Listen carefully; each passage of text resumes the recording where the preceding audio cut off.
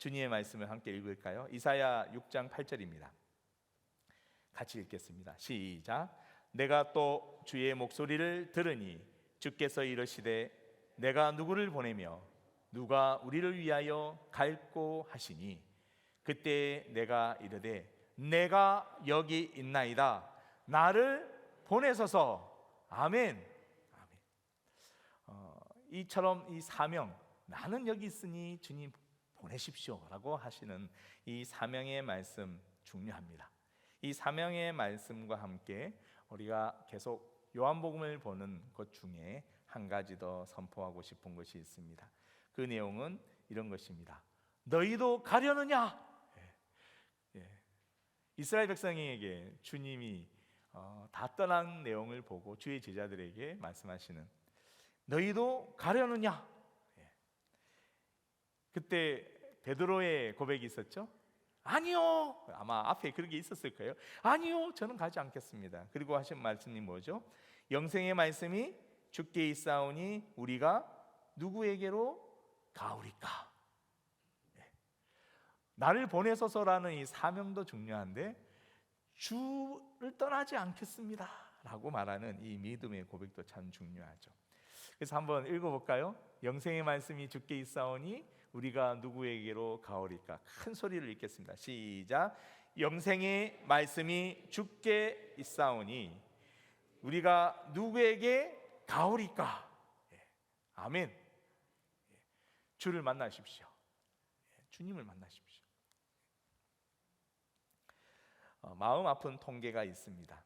신앙의 성지라고 말하는 우리 대한민국의 이야기입니다. 유럽과 미국은 말도 할 수 없고 말할 필요도 없고, 대한민국, 우리 믿음의 성지라고 말하는 대한민국의 현실입니다. 최근에 그리스도인들을 대상으로 이름만 있는 그리스도인에 대한 통계가 저의 마음을 아프게 하였습니다. 어제 새벽도 저희가 함께 기도했는데요, 대한민국의 명목상 그리스도인, 이름만 있는 그리스도인이라고 부르죠. 이름만 그리스도인, 너무 아픈 마음입니다. 이름만 있는 그리스도인, 이 명목상의 그리스도인을 조사해 보았더니 전체 그리스도인 중에 몇 퍼센트일까요?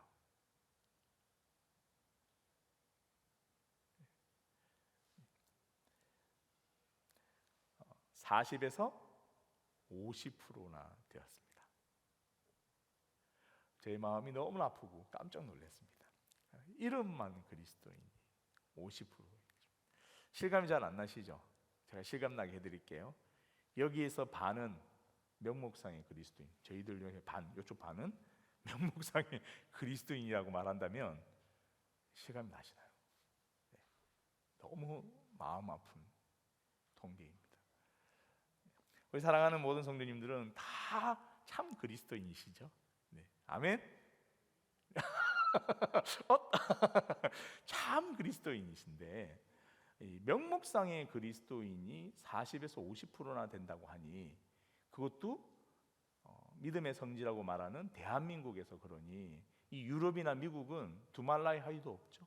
이미 미국과 유럽은요, 박물관 성도, 박물관 교회가 된 것이 이미 오래전이었다고 말씀드렸습니다.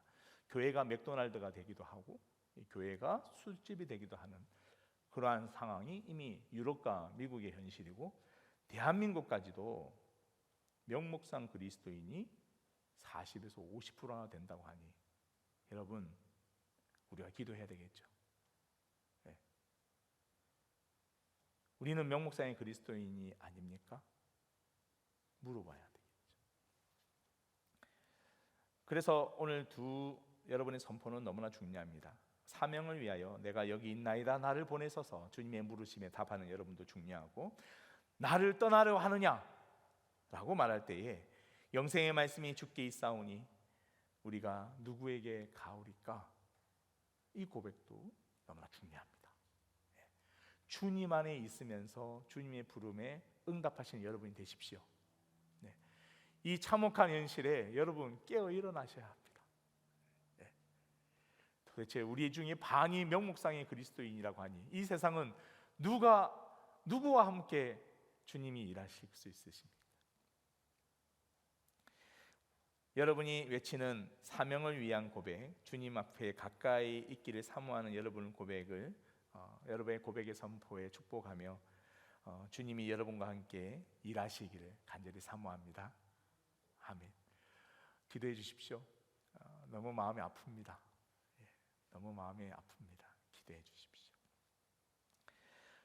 오늘은 요한복음 7장 53절부터 8장 11절까지 나도 너를 정죄하지 아니하노라라는 제목으로 주 앞에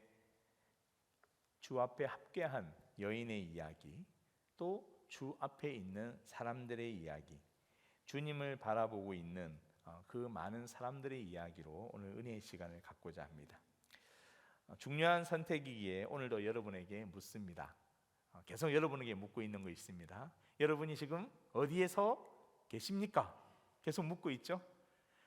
계속되는 오병이어를 주십시오라고 말하는 계속해서 은혜의 은혜를 채우십시오고 말하는 그 오병이어의 잔디밭인가요? 아니면 어디입니까? 라고 하나님이 일하시는 것도 물은 적이 있습니다. 여러분에게 다시 묻겠습니다. 여러분은 지금 어디에 계십니까? 교회요? 이렇게 대답하면 웃어버리게 되죠. 우리는 오병이의 잔디밭에 아직 머무르고 있다면 명목상의 그리스도인들을 저희는 보게 될 것입니다.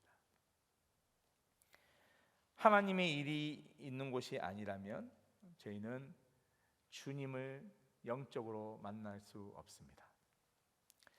여러분은 어디에 계십니까? 이 선택은 너무나 중요합니다. 오늘 사랑하는 우리 성도님, 주님을 만나십시오. 어떤 주님을 만나실까는 오늘 본문에 저희에게 잘 말씀하고 있습니다. 저희는 매 순간순간 결정의 순간도 있고 우리의 마음이 흔들리는 순간도 참으로 많습니다. 그때마다 물으셔야 합니다. 하나님, 내 마음이 지금 왜 흔들리는 것입니까? 내가 잔디밭에 있는 것인가요? 하나님이 일에 있는 것인가요? 저는 왜 이렇게 좌절하고 절망하는 것입니까? 저는 아직도 잔디밭에 있는 것인가요? 하나님이 일에 있는 것인가요?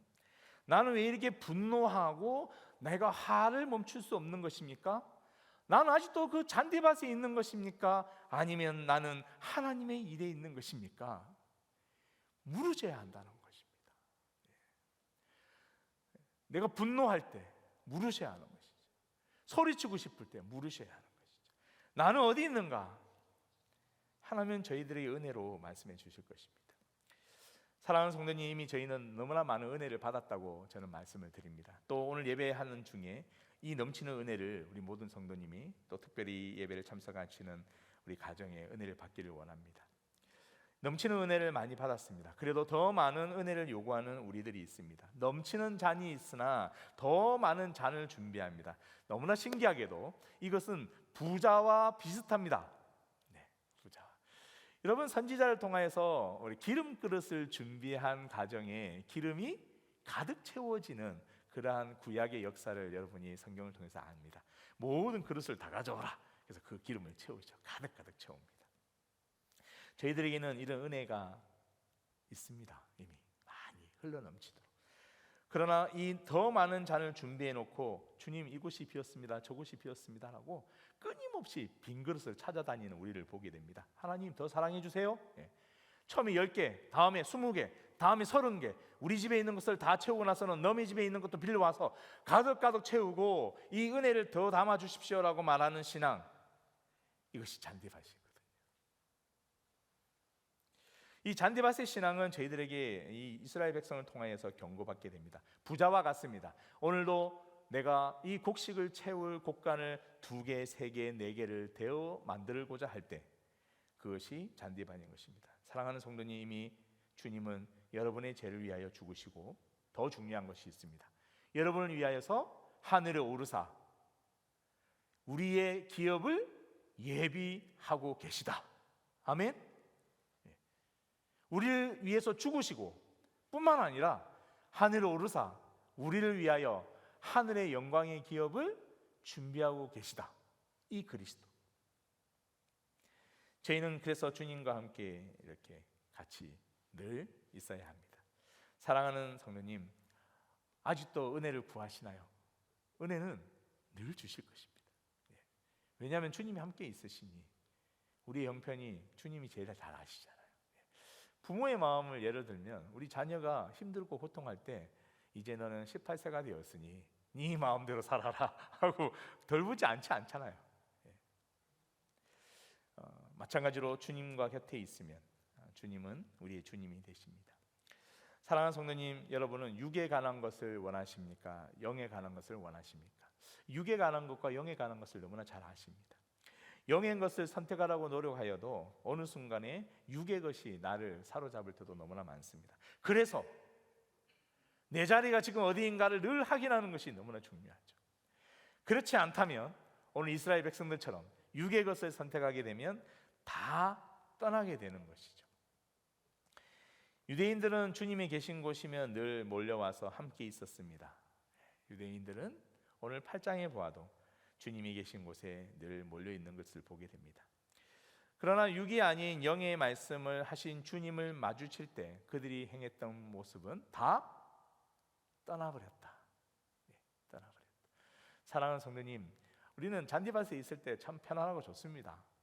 하나님의 말씀을 들으면 부담스럽고 힘들 수도 있습니다. 그래서인지 이스라엘 백성은 주님을 떠나게 되고, 여러분은 어떻습니까? 잔디밭이 편하십니까? 사랑하는 성도님, 오늘 주님의 말씀 속에서 주님과 함께 있는 자가 누리는 것이 무엇인지를 아신다면 저희의 선택은 아주 쉬울 것입니다. 그래서 오늘 저는 여러분에게 강력하게 말씀으로 여러분에게 이 말씀을 선포합니다. 잔디밭을 떠나 하나님이 일하시는 곳에 오십시오. 일어나십시오. 다른 곳을 보게 됩니다. 다른 것. 하나님의 일을 선포하신 예수님의 곁을 떠난 수많은 유대인들은 어디로 갔을까요? 그들은 또 무엇을 하고 있을까요? 주님이 주신 은혜의 자리에 있던 그들, 하나님의 말씀을 듣고 다 떠나버렸는데, 그럼 어디 간 것입니까? 그들이 찾고 헤매는 것은 무엇이기에 다 떠나버렸어요. 그리고 어디로 간 것일까요? 요한복음 7장에 보면 주님을 떠난 많은 형제들 또 제자들이 위치한 행동들 또 위치들을 살펴볼 수가 있습니다. 주님을 떠난 유대인들은 무엇을 하고 또 어디로 갔을까? 요한복음 7장에는 잘 나타내고 있습니다. 예수님은 가끔 그들의 자리를 피하신 적이 있습니다. 요한복음에 보면 2번이나 말씀하시는데요. 사람들이 예수님을 피해서 간 것들도 있는데 예수님도 그들을 피해서 잠시 자리를 옮긴 사실이 있다는 것입니다. 재밌죠? 이런 것이죠. 니만 갈래? 나도 가. 이런 걸까요? 예수님도 잠시 그 무리들을 떠나서 홀로 계신 사건이 있으신데, 이스라엘 백성들이 주님의 하나님의 일을 선포를 듣고 다 떠나버린 그러한 상황에 예수님도 오늘 약간 자리를 피한 그 일들이 있으십니다. 우리 같이 한번 읽어볼까요? 요한복음 6장 15절입니다. 은혜의 자리인 오병이의 잔디밭 사건 이후에 예수님께서 그들에게 잠시 떠나신 사건이 있습니다. 같이 읽어보겠습니다. 요한복음 6장 15절입니다. 시작. 그러므로 예수께서 그들이 와서 자기를 억지로 붙들어 임금으로 삼으려는 줄 아시고 다시 혼자 산으로 떠나가시니라. 예수님이 그들을 떠난 이유가 무엇이죠? 자기로 억지로 무엇을 삼자고 하죠? 임금으로 삼으려고 하는 유다 백성들이 오늘 그 자리에 있을 때에 주님이 혼자 떠나 산으로 가신 이유가 있습니다.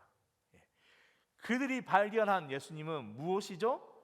오병이어와 같은 우리들에게 육의 것을 충족시킬 그 내용을 다 해결해 줄 누구? 임금. 이스라엘 백성은 이 육의 눈으로 주님을 바라보았습니다. 그때 주님이 행하신 것이 무엇이죠? 이스라엘 백성을 떠나 산으로 가셨다라는 것입니다.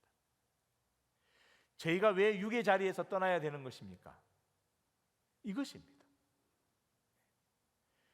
주님을 임금 삼아서 억지로 주님을 붙들고 더 많은 은혜를 달라고 더 많은 세상에 살면서 많은 조건으로 살게 해달라고, 풍요롭고 거침이 없는 삶을 살게 해달라고 예수님을 붙들고 기도하면 오늘 주님은 그 자리를 이렇게 옮기시는 거예요.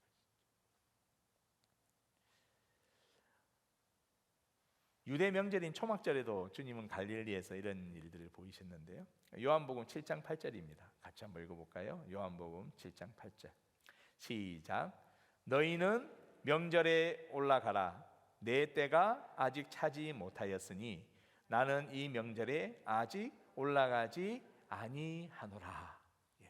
수많은 사람들이 어디에 올라가냐면 예루살렘에 명절 때마다 올라갑니다. 그리고 제물을 드리고 이 명절에 주신 의미를 기억하게 됩니다.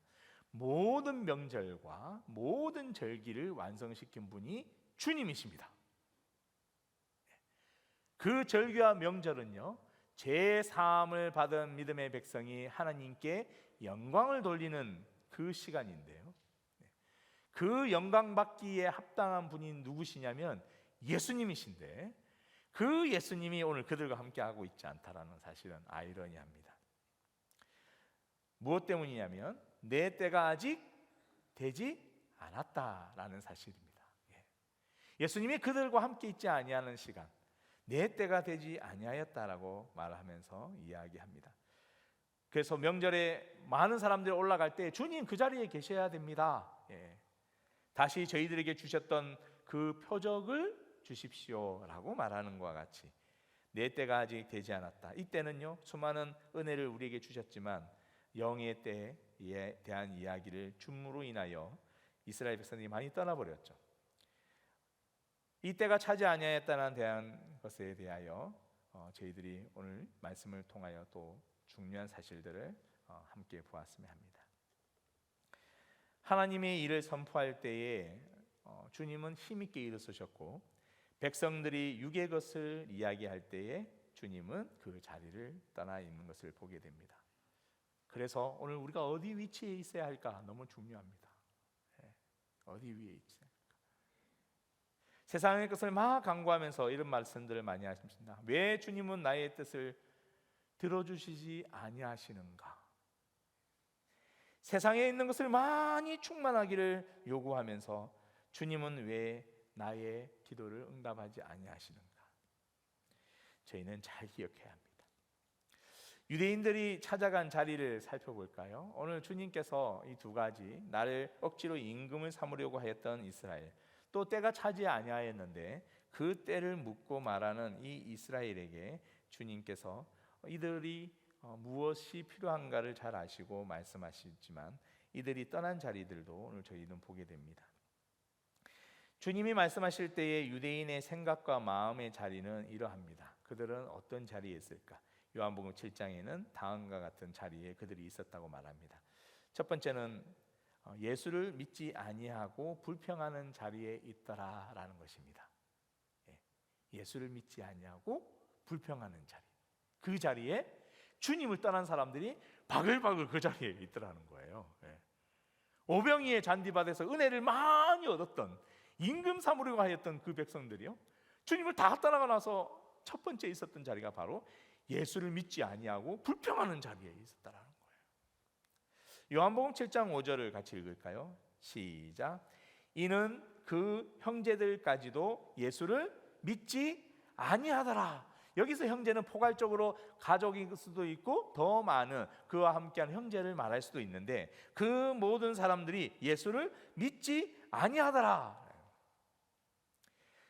형제들은 내가 예수를 믿지 아니하더라라고 말할 수밖에 없었던 그 이유를 말합니다.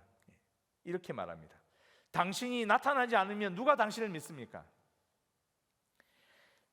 당신이 나타나지 않으면 표적을 구할 때 표적을 드러내지 아니하면 당신이 하나님의 보내신 자인 줄 누가 알겠습니까?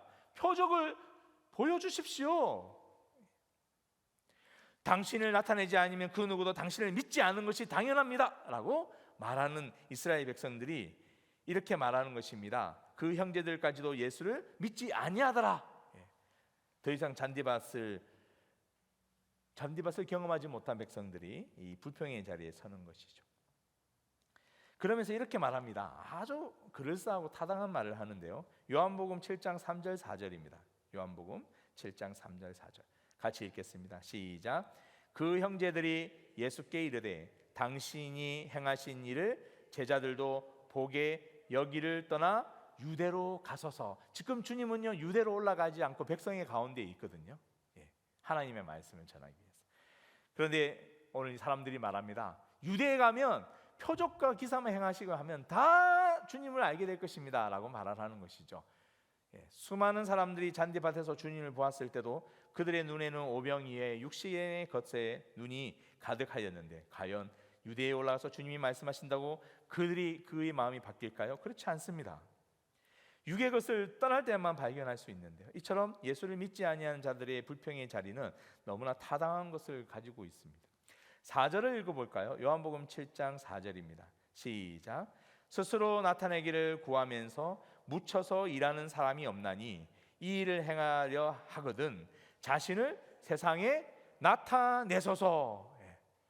너를 나타내. 모든 사람이. 근데 주님은 지금 뭐가 안 됐죠? 때가 안 됐잖아요. 때가. 주님의 때와 계획에 오늘 저희는 저희들의 욕망과 욕구를 계속 말하고 있습니다. 그런 응답이 없는 것이죠. 우리의 왕이 되어 주십시오. 그렇지 않으면 믿을 수 없습니다. 이 말하고 같은 것입니다. 영의 일과 하나님의 일을 말씀하시는 주님에 대해서는 전혀 관심이 없고 오늘 도리어 왕의 자리에 계셔서 우리에게 왕이 되어서 오병이어와 같은 은혜를 가득가득 매일마다 주십시오라고 말하는 이 백성에게 주님은 그 자리를 피하십니다. 그리고 그들은 주님을 미워합니다. 주님은 이 세상에 이러한 말씀으로 우리들에게 교훈하고 있습니다. 요한복음 7장 7절 같이 읽어볼까요? 시작.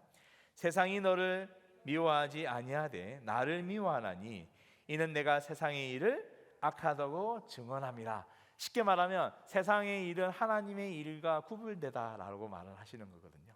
세상 사람들이 무엇을, 세상이 누구를 미워하지 않죠? 너희를 미워하지 않는데요. 세상의 일을 구하는 너희를 세상이 미워하지 않는데요. 하나님이 악하다고 말하는 그것이 너희는 괜찮아 이렇게 말을 하고 있다는 것입니다. 두렵습니다. 이 세상이 저를 보고 사랑한다면 우리는 두려워해야 합니다. 이 세상이 저희를 보고 잘 살고 있다고 말한다면 저희는 두려워해야 합니다. 이 세상이 너는 참 평안하구나, 이 세상의 것을 다 가졌구나 하고 말할 때 저희는 두려워해야 합니다. 왜냐하면요, 세상이 너를 미워하지 않고 주님을 미워하며 세상의 일을 악하다고 말하는 주님을 미워하는 세상이 우리 보고 그리스도인 우리 보고 나는 너를 미워하지 않아 라고 말한다면 우리는 잘못된 곳에 서 있는 것입니다. 만약 그런 소리를 듣는다면 우리는 주님처럼 하나님의 일을 말하고 있지 않는 것입니다. 세상의 일로 가득한 우리들의 생각, 또 유대인들의 생각, 세상의 일로 가득한 우리들의 생각, 우리들의 마음, 유대인의 마음, 악하다, 이런 정의로 주님은 말하고 계십니다. 그래서 예수님을 믿지 아니하는 그런 불평의 자리, 유대인들이 모이고 있습니다. 이렇게 하나님의 일의 자리에서 떠난 유대인들이 불평의 자리, 예수님을 믿지 아니하는 자리, 내 때에 오셔야 되는데, 내 생각에 오셔야 되는데 말하는 그 자리에 사람들이 몰리고 있습니다. 여러분은 어떤 자리에 계십니까? 주님을 세상의 왕으로 삼으려고 하는 유대인들, 두 번째 그들이 있는 곳은 다음과 같은 자리였습니다. 요한복음 7장 12절 같이 한번 읽어볼까요? 요한복음 7장 12절. 세상의 왕으로 주님을 삼으려고 하였던 유대인들이 모인 자리는 다음과 같은 자리였습니다. 보아도 하나님을 보지 못하는 수군거리는 자리, 수군거리는 자리, 뭔가 수군거리는 소리가 가득한 자리. 요한복음 7장 12절을 읽겠습니다. 시작. 예수에 대하여 무리 중에 수군거림이 많아 어떤 사람은 좋은 사람이라 하며 어떤 사람은 아니라 무리를 미혹한다 하더라. 수군거리는 자리. 하나님이 보내신 선지자다라고 선포한 그들이 그들과 함께하지 않는 자리, 주님이 그들과 함께하지 않을 때, 그들에게 더 이상 오병이어를 주지 않을 때 이 수군거리는 자리. 또 그들의 뜻함과 같지 않을 때 미혹한다고 말하는 그 자리로 수군거리는 자리, 보아도 하나님 일을 보지 못하는 그 수군거리는 자리에 유대인들이 바글바글 모이고 있습니다. 31절 32절을 읽어볼까요? 요한복음 7장 31절 32절입니다. 시작. 무리 중에 많은 사람이 예수를 믿고 말하되 그리스도께서 오실지라도 그 행하실 표적이 이 사람이 행한 것보다 더 많으랴 하니 예수에 대하여 무리가 수군거리는 것이 바리새인에게 들린지라. 대제사장과 바리새인들이 그를 잡으려고 아랫사람을 보내더라. 예수님께서 오셔서 많은 표적과 기사를 행하셨죠. 그리고 영의 일들을 선포하셨습니다. 그러면 믿음의 백성들은 말씀을 연구하고 배웠던 모세의 오경을 달달달 외우는 유대인, 하나님께서 이 모세의 오경에 주님이 구원하실 것을 예언한 많은 것들을 달달 외우는 유대인, 그들의 눈에는 이 선포를 하고 계시고 사람의 생명을 살리고 있는 예수님을 보할 때 누구를 봐야 합니까? 예수 그리스도라고 고백하는 것이 당연한 것입니다. 그런데 아직도 그는 다른 예수를 찾고 있어요. 그래서 이렇게 말합니다. 31절에 그리스도께서 오신다면 이 사람이 하는 표적보다 더 많을까? 주님을 앞에 모시고 바라보고 있면서 그리스도가 오시면 지금 이 사람이 하고 있는 표적보다 더 많이 해주겠지, 이런 말을 하고 있더라는 거예요. 그래서 수군거리는 거예요. 내가 바라보는 것이 주님인데도 불구하고 더 많은 것을 해주실 주님을 찾고 있는 거예요. 사랑하는 여러분, 명목상의 그리스도인이 가장 취약한 부분이 여기에 있습니다. 주님과 함께 거느리면서 때로는 기쁘고 때로는 슬프고 하나님의 영광의 면류관이 늘 예비되어 있는 일을 하면서도 많은 노력이 필요한 것이죠. 그러면서 오늘 명목상의 그리스도인들은 더 유익한 것을 그리스도께서 주셔야 합니다. 이스라엘 백성들이 주님을 떠나 이런 일로 수군거리고 있더라는 것입니다. 보아도 하나님의 일을 보지 못하는 수군거리는 자리에 이스라엘 백성이 있더라라는 것입니다. 유대인들의 수군거림은 오직 그가 행하신 표적에 대해서만 말합니다. 더 많은 표적을 주시겠지, 그리스도가 오시면 나는 더 잘 살겠지, 그리스도가 오시면 내 가정은 더 부유해지겠지, 그리스도가 오시면 나는 먹고 사는 일이 걱정이 없겠지. 지금 우리의 은혜가 넘치며 오늘 주님은 여러분과 늘 함께 하십니다. 그래서 사랑하는 여러분, 주님을 보십시오. 주님을 보십시오.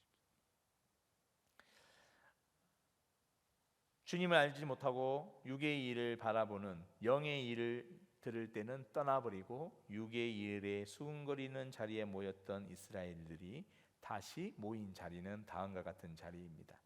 주님을 잡으려고 애쓰는 자리를 성경은 증언하고 있습니다. 요한복음 7장 49절입니다. 같이 읽겠습니다. 시작. 율법을 알지 못하는 이 무리는 저주를 받은 자로다. 누가 말하냐면 이 서기관과 바리새인들이 백성들에게 예수님을 따라다니는 백성 그리고 예수님을 향하여 말하고 있습니다. 율법을 알지 못하는 너여 저주를 받은 자다. 다른 말로 하면 나는 율법을 잘 지키는데 나에 대하여 악하다고 말하는 예수, 율법에 준한 행동을 하지 아니하는 예수, 율법을 알지 못하는 저주받은 자여라고 말하면서 주님을 잡으려고 하는 자리에 이 바리새인과 서기관들이 서 있다는 것입니다. 율법을 완성시킨 주님이 계심에도 불구하고 보지 못하는 그 사람들이 행했던 이 일은 주님을 잡으려는 자리였습니다. 주님을 잡으려고 모든 수단을 동원합니다. 주님을 잡으려고 많은 작전도 짭니다. 율법을 내세워서 많은 종교인들을 모아서 유대인들이 종교 생활만 유지하는 많은 사람들을 모아서 주님을 말합니다. 주님을 잡아야 돼. 이것은 현대 종교 생활만 하는 현대 사람들에게도 마찬가지인 것 같습니다.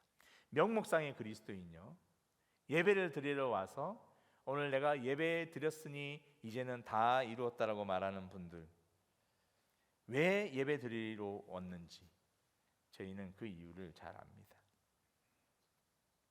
왜 예배만 드렸는지. 요한복음 7장 37절 38절 같이 읽을까요? 요한복음 37장 38절 같이 읽겠습니다. 7장 37절 38절입니다. 시작. 명절 끝날 곧 큰 날에 예수께서 서서 외쳐 이르시되 누구든지 목마르거든 내게로 와서 마시라. 38절. 나를 믿는 자는 성경에 이른과 같이 그 배에서 생수의 강이 흘러나오리라. 아멘. 내게 와서 마시라. 성경에 이른같이 생수의 강이 흘러나오리라. 율법을 외치며 저주를 말하는 이스라엘이 오늘 주님이 이 말씀을 들어야 합니다. 율법을 지키고자 하는, 진리를 듣지 않은 유대인들이요 내게 와서 마시라. 생수의 강이 너의 배를 가득 채울 것이다. 종교 생활을 마치 진리를 따르는 것처럼 말하는 성도들이요 내게 와서 마시라.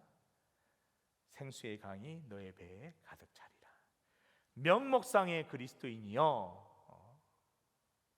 내게 와서 마시라. 생수의 강이 흘러나오리라. 율법을 목숨 걸고 지켰던 유대인들, 수많은 표적을 믿어도 주님의 말씀에는 귀 기울이지 않던 주님을 떠난 제자들이 다음의 장소에 또 모이게 됩니다. 주님을 떠나서 이렇게 주님의 잡으려는 자리, 또한 보아도 믿지 아니하고 수근거리는 자리, 저희가 첫 번째 보았을 때 불평의 자리, 이러한 자리들에 유대인들이 가득 있었는데요, 또 한 자리가 그 자리로 저희들이 소개됩니다. 이 자리는 이런 말로 말하고 있습니다. 율법을 알지 못하는 이 무리는 저주를 받을지어다. 요한복음 8장은 철저하게 준비된 장소입니다. 여러분이 잘 아시는 이 내용은요, 이 바리새인과 서기관들이 가장 지혜롭다고 하는 사람들이 모여서 철저하게 준비된 자리가 바로 요한복음 이 8장의 자리입니다. 그리고 무리를 모으기 시작합니다. 율법을 알지 못하는 저주받은 자가 여기 있다. 율법을 알지 못하는 심판받을 자가 여기 있다. 오늘 그렇게 말하면서 율법을 어긴 자에 대하여 본보기를 보여주듯이 성전에서 가르치시던 주님과 그 가르침 앞에 모인 사람들 앞에 바리새인과 서기관들, 유대인들은 모입니다. 그뿐만 아닙니다. 그들이 모이고 그들이 그 앞에 무릎 꿇린 한 여인이 있습니다. 영의 말씀을 듣고 흩어졌던 그들이 모인 장소, 생명수와 생명의 떡을 듣고 또 흩어진 무리가 지금 모인 장소는 율법을 알지 못하는 너희여 저주를 받을지어다고 말하고 그는 이곳에 모이고 있습니다. 그들은 이곳에 모이고 있어요. 수군거리고 잡으려고 하고 불평이 많은 바리새인들이 율법을 외치면서 그들이 모인 장소가 바로 이 장소입니다. 요한복음 8장 3절에서 4절 말씀 같이 읽어보겠습니다. 요한복음 8장 3절 4절 시작. 서기관들과 바리새인들이 음행 중에 잡힌 여자를 끌고 와서 가운데에 세우고 예수께 말하되 선생이여 이 여자가 간음하다가 현장에서 잡혔나이다. 6절. 그들이 이렇게 말함은 고발할 조건을 얻고자 하여 예수를 시험함이로라. 이 바리새인들과 서기관들이 철저하게 준비된 작전의 그 장소, 간음한 여인을, 음행 중에 잡힌 여인을 현장에서 끌고 와서, 현장범이죠. 딱 현장범입니다. 어떻게 그렇게 은밀한 일에서 벌어지는 이 사건에 현장범으로 잡아가지고, 그죠? 완전 작전에 성공한 것이죠. 딱 데려옵니다. 율법을 알지 못하는 저주받는 자 여기 있고, 이런 자를 사랑하라고 한 당신 여기 있고, 오늘 판결해 봅시다. 그래서 예수를 시험하는 자리다. 네 번째로 유대인들, 말씀에서 떠난 유대인들이 자리하고 있는 자리가 바로 이 예수님을 시험하는 자리입니다. 사람들은 주님을 떠났지만 주님은 그 자리에 계시죠. 이것이 저는 참 은혜인 것 같습니다. 사람은 이렇게 막 떠나다니는데도 주님은 항상 계시네요. 여러분, 저희가 어떠하였든 저희가 어떤 모습이든 주님은 저희와 함께 계십니다. 예, 함께 계십니다. 부족하고 연약하더라도 오늘 본문을 봐도 알 수 있습니다. 시험하는 그 자리 주님은 안 나타나시면 되는데, 그죠? 그 자리에도 주님은 나타나셔서 이들에게 이야기합니다. 비록 이 자리는 서기관과 바리새인들이 음모로 설정된 아주 고약한 자리이지만 예수님께서는 하나님의 말씀, 하나님의 일을 들고 이 세상에 쓰셨습니다. 저는 이 자리가 너무나 아름답습니다. 이 자리는 지금 음행 중에 잡힌 여인이 있는 그 자리이고 그 자리에 주님이 서 계셔요.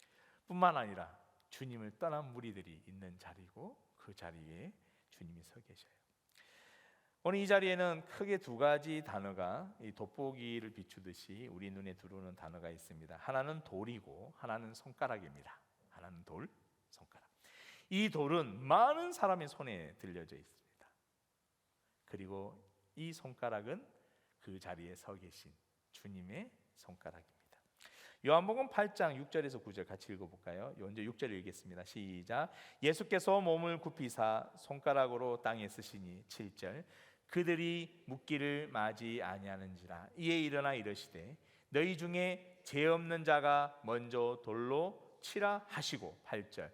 다시 몸을 굽혀 손가락으로 땅에 쓰시니 9절. 그들이 이 말씀을 듣고 양심의 가책을 느껴 어느로 시작하여 젊은이까지 하나씩 하나씩 나가고 오직 예수와 그 가운데 섰는 여자만 남았더라. 아이고, 유대인들이 또다시 다 사라져버렸네요. 그죠? 아쉽습니다. 그 자리에 계속 남아있었으면 좋았을까요? 그들의 목적과 다른 주님이 서 있었기 때문에 또다시 그 자리는요, 많은 백성들이 떠나고 맙니다. 너희 중에 죄 없는 자가 돌로 치라. 오늘 그 자리에 돌을 놓고 떠난 그 자리, 오늘 그 자리에는 돌이 있어야 될 자리가 아니라 이스라엘 백성들이 있어야 할 자리인데요, 그들이 다 떠나고 말았습니다. 흩어졌던 사람들, 그들은 손에 돌덩이를 들고 나타납니다. 마치 예수님의 말씀을 더 이상 듣지 않겠다라고 율법을 어긴 저주받은 자라고 말하는 그들이 시험의 장소에 나타나 돌을 들고 던지는 모습은요, 마치 주님의 복음을 현 시대에는 맞지 않다고 대항하는 것 같습니다. 주님의 복음은요, 시대에 따르지 않는 아주 느려터진 그러한 시대에 뒤처진 말씀이라고 말하는 것 같습니다. 주님의 복음을 모양만을 가지고 있는 현대 교회가 주님의 말씀에 대항하는 모습과 같습니다. 오늘 이 자리에 돌을 든 사람들을 보니 모양만 그리스도인이요 주님의 말씀으로는 목이 곳곳이 곧아 있는 이 땅의 백성과 같습니다. 오늘 주님의 복음 앞에 선 사람들 살펴보면 나의 업적과 자격과 가능성과 옳음만을 외치는, 그리고 주님을 대항하는 사람들의 돌멩이 같습니다. 오늘 이 수많은 돌덩이를 들고 주님 앞에 서 있는 우리들의 모습과 같습니다. 주님의 말씀은 나의 마음에 맞지 않다고 들고 있는 이 돌과 같습니다. 나에게 채우고자 하는 많은 것들이 있음에 불구하고 다른 말씀을 하시네요라고 말하는 우리는 주님 앞에 돌을 들고 있는 자와 같습니다.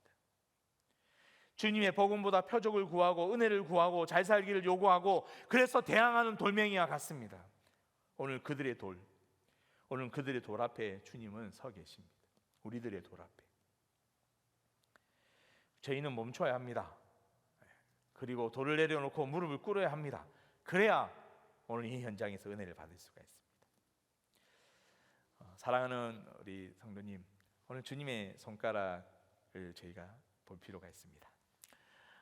주님의 손가락 이후에 오늘 그 현장은 바뀌게 됩니다. 이 살벌한 현장, 당장 누군가가 죽어도 당연한 그 현장에 주님의 이 쓰신 손가락, 선포하신 말씀은 그 자리를 완전히 바꾸게 됩니다. 우리 요한복음 8장 9절을 같이 읽어볼까요? 요한복음 8장 9절입니다. 시작. 그들이 이 말씀을 듣고 양심의 가책을 느껴 어른으로 시작하여 젊은이까지 하나씩 하나씩 나가고 오직 예수와 그 가운데 섰는 여자만 남았더라. 11절을 보겠습니다. 시작. 예수께서 이르시되 나도 너를 정죄하지 아니하니 가서 다시는 죄를 짓지 말라 하시니라. 네. 오늘 이 자리는 이 죄가 있는 그 자리인데 그 자리에 누가 섰냐면 주님이 서시고 이 죄인된 자리에 주님과 여인이 단둘이 만나게 됩니다. 사랑하는 성도님 여러분, 이것이 우리인 것입니다. 네.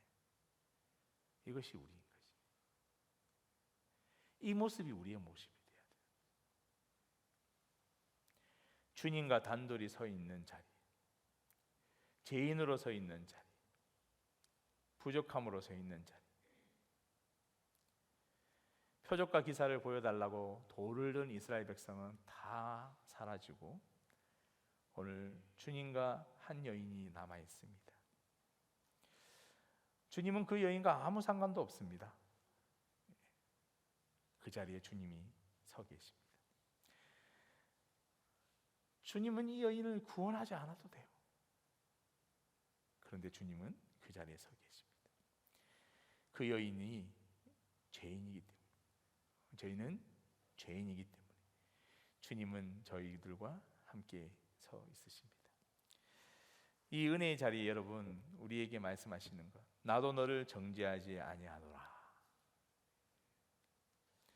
내 죄 사함을 받았노라 라고 갔습니다. 나도 너를 정죄하지 아니하노라. 이스라엘 백성은 다 떠나고 없는데 그 자리에 한 여인이 들은 소리, 나도 너를 정죄하지 아니하였노라. 사랑하는 여러분, 우리가 들을 소리가 바로 이것이거든요. 이 소리는 하나님의 입에서만 들리는 소리입니다. 여러분을 초대합니다. 하나님이 사모하는 일로 여러분이 나오십시오. 네. 나도 너를 정죄하지 아니하였노라, 이 소리에 나오십시오. 네.